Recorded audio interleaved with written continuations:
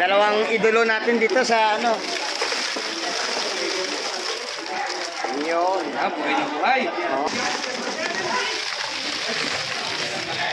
Yun o, buhay na buhay na. Ngayong umaga mga kabaroski, nandito tayo sa Fish Terminal or Fish Port sa aming lugar dito sa Barangay Hulugan, Puno, Tansa, Cavite.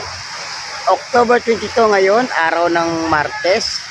At ating aalamin mga kabaroski ngayong araw kung may nahuling isda dahil sa may masamang panahon tayo ngayon. Pero balita ko meron namang lumaot kagabi mga kabaroski, kaya tara ating silipin kung may huli sila. At atin na rin aalamin mga kabaroski kung magkano ang presyohan ngayon ng mga isdang dumating galing sa laot. Ayun, saktong-sakto mga kabaroski, alas 7:30 ng umaga, no?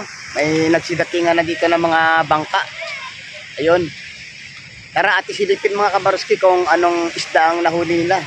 Ito mga kabaroski, may dumating na bangka galing sa laot. Meron pa dito isa sa kabila at meron din dito sa kabila. Ngayon pala magsisidatingan mga kabaroski. Ayan, sasalubungin na ng mga magbubuhat ng isda yan at magbubuhat ng bangka. Tara, tingnan natin kung anong isdang huli nila mga kabaroski.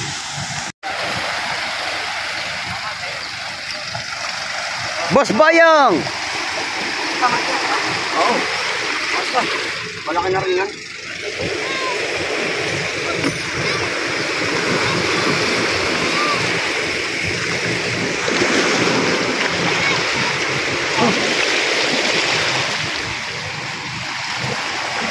Tamban mga Boss Boyong, oh. Tamban.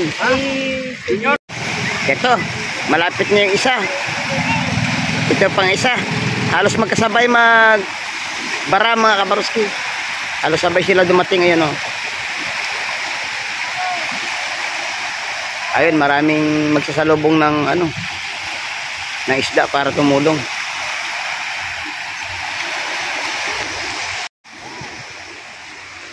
Ayun mga kabaroski, isdang salay-salay yata or kabayas ang nahuli. Ating aabangan din mamaya sa Fishport. May huling alimasag ang ating mga mamalakaya, mga idol. Yan o. Oh. Ito yung unang pasilip natin mga kabaroski. Alimasag na buhay. 230 ang kilo. Dito sa bagsakan ng isda mga kabaroski. Tingnan nyo mga kabaroski, magandang klase yan at napakaganda rin. Good size talaga ang alimasag ngayon. Itong tumpok na samutsaring isda na ito mga kabaroski ay binibenta lang ng 120 kada tumpok. Itong kilo ng isdang kabayas na ito mga kabaroski ay makukuha natin ng 350 ang kada kilo. Ito namang tumpukan ng lawlaw or tamban ay makukuha lang natin ng 100 pesos ang kada tumpok mga kabaroski. Ayan, 100 pesos din yan yung salenggang isda na kulay dilaw ang buntot. 100 piso lang din natin makukuha yan mga kabaroski. At dahil nga sa medyo mura mga kabaroski ang tumpukan, ay kumuha na ng 2 tumpok ang ating mga mamimili dyan. At dito sa bandang kanan natin mga kabaroski ay may tumpukan ng batalay dito or balo. Makukuha natin yan ng 180 ang kada kilo ng isdang balo na yan.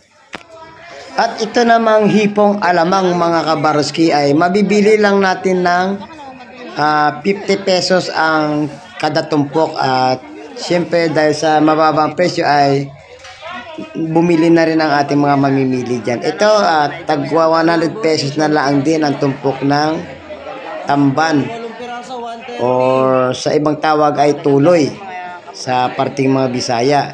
100 ang tumpok mga kabaroski.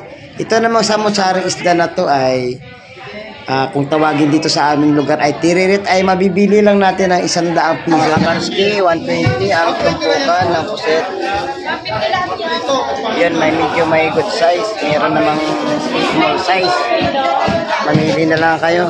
Ito 600 kilo. Dito lang ako sa maliliit. Dalawang tumpok. 120, 100. Ito na. Dalawang tumpok.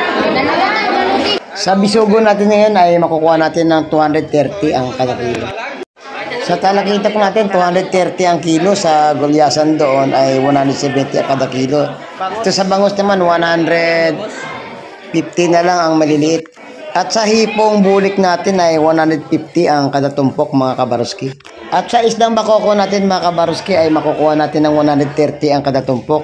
Sa medyo malaki-laki ay makukuha natin ng 150. Ito mga kabaroski, naispatan natin ang sarong-sariwang alimasag na ito na bagong dating galing sa laot. At mabibili natin ng 230 ang kada kilo. At tiyempo naman at nabili na agad yung alimasag na yan. Oh, yung masaksiyan mga kabaroski. Oh. Shout out sa dalawang idolo natin dito sa yun. Oo. Ayun mga kabaroski, hanggang nandito na lang ang ating video at maraming salamat sa pagsama ngayong araw. At inyong napag-alaman ang mga isdang galing sa laot at ang mga presyuhan. Ayun, update pa rin tayo mga kabaroski kahit na masama panahon. At least meron pa rin lumaot kagabi. Kaya until next time mga kabaroski, sana magsama-sama pa rin tayo dito sa pagbablog ko tungkol sa mga isda. Hanggang sa muli, God bless mga idol.